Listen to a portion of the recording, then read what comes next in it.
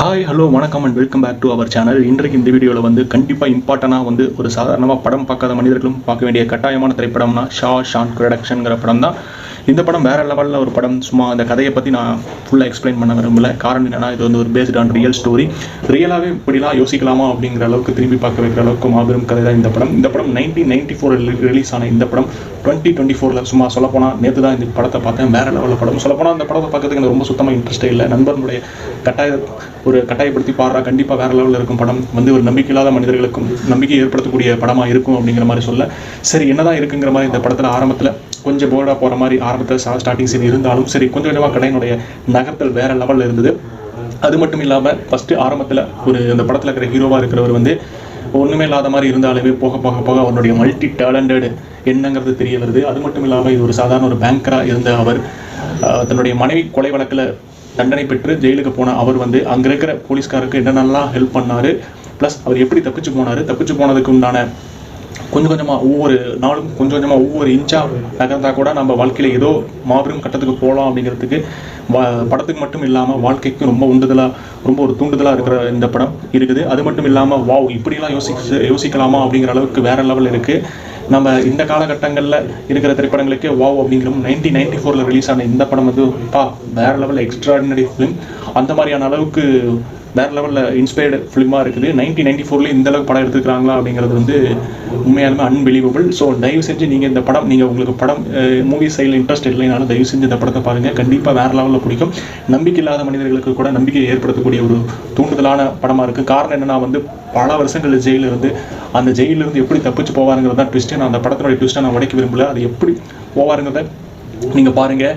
ஜெயில்னு எடுத்துட்டிங்கன்னா வந்து எந்த விதமான டூல்ஸாக இருந்தாலும் சரி, கத்தி இந்த மாதிரி எந்த விதமான சுற்றி எந்த பொருள்களையும் வச்சிருக்க முடியாது. இருந்தாலும் அவர் பல வருஷங்கள் கிட்டத்தட்ட ஒரு மாதமோ 2 வருஷமோ 3 வருஷமோ இல்லை, கிட்டத்தட்ட ஒரு 10-15 வருஷத்துக்கு மேலே வந்து அதை வச்சு எப்படி தப்பிச்சு போகிறாரு அப்படிங்கிறத இந்த படத்தினுடைய இது. அது மட்டும் இல்லாமல் தப்பிச்சு போனது மட்டும் இல்லாமல் பேங்க்லாம் இருந்து சொத்து குவிப்பு, அதாவது வந்து கவர்மெண்ட்டுக்கு தெரியாமல் சொத்து கள்ளப்பணமாக வச்சுருந்தவங்களெல்லாம் ஒரு டாக்குமெண்ட்டாக ரெடி பண்ணி அதை ஒரிஜினல் மணியாக ஒயிட் மணியாக மாற்றி கொடுத்து தப்பு செஞ்சுருக்கிறாரு. அந்த தப்பை கூட கடைசி நேரங்களில் அவர் தப்பிச்சு போனதுக்கப்புறம் யாருக்கெல்லாம் நான் பண்ணி கொடுத்தேங்கிற மாதிரி மாட்டி விட்டுருவார். டாக்குமெண்ட்டு பத்திரிகைகளுக்கு அனுப்பிச்சு ஜெயிலுக்கு நான் வரத்துக்கு முன்னாடி நல்லவனாக இருந்தேன், ஜெயிலுக்கு வந்து கெட்டவனாக மாறி இருக்கிறேன் அப்படின்னு சொன்ன டைலாக்லாம் வேறு லெவலில் இருந்தது.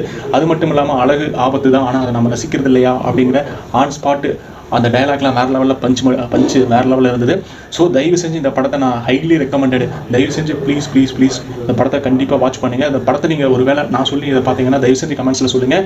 கண்டிப்பாக இது நிறைய பேருக்கு ஷேர் ஆகும். ஏன்னா வந்து காலத்தின் கட்டாயம் சினிமாங்கிறது ஒரு கேள்வி கூத்து மட்டும் இல்லாமல் சிந்திக்கக்கூடிய ஒரு விஷயமாகவும் ஒரு டாக்குமெண்டடு ஒரு கருத்து படமாகவும் இருக்குங்கிறதுல எந்தவித மாற்று கருத்தும் இல்லை. நம்ம சேனலுக்கு நீங்கள் புதுசாக மறக்காம நம்ம சேனலை சப்ஸ்கிரைப் பண்ணிட்டு பாருங்கள். இந்த படம் வேறு லெவல் ட்விஸ்ட்டை லைட்டாக உடச்சிருக்கிறேன். ஆனால் வந்து ஒவ்வொரு சீக்வன்ஸும் நல்லா உன்னிப்பாக பாருங்கள்.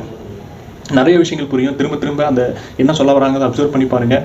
உங்களுடைய லைஃபுக்கே ரொம்ப ஒர்த்தாக இது ஃபீல் ஆகும் நான் நம்புகிறேன். நன்றி.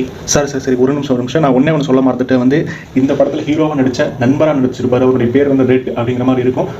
பிளாக் இருப்பார்ல, அவருடைய அந்த நடிப்பு பாருங்கள், வேறு லெவலில் இருக்கும். என்னங்க நம்ம ஊர்லாம் வந்து கண்ணில் நடிப்பு காட்டுறாரு, நடிப்பு ஆசிரியர்னு அரக்கன்னு என்னென்னமோ சொல்கிறாங்க.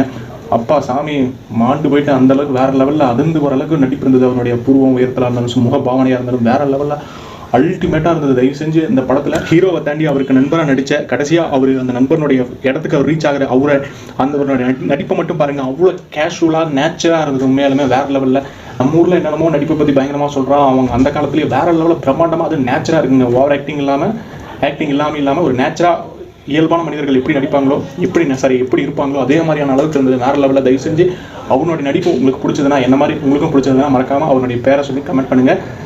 தேங்க்யூ. இதை தான் சொல்லலாம்னு நினச்சேன். தேங்க்யூ.